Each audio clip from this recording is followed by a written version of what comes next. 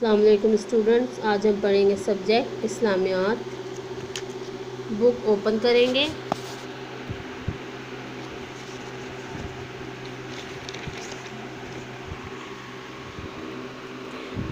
Page number 4، lesson number 3، بسم اللہ الرحمن الرحیم۔ آئیے ریویژن کر لیتے ہیں۔ ہر اچھا کام کرنے سے پہلے کیا پڑھنا چاہیے؟ بسم اللہ الرحمن الرحیم۔ بسم اللہ الرحمن الرحیم کو اور کیا کہتے ہیں؟ تسمیہ۔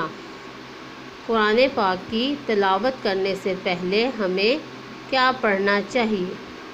بسم اللہ الرحمن الرحیم پڑھنا چاہیے۔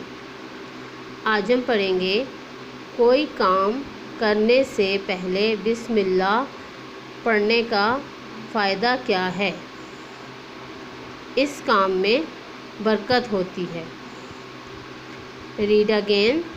کوئی کام کرنے سے پہلے بسم اللہ پڑھنے کا فائدہ کیا ہے؟ اس کام میں برکت ہوتی ہے۔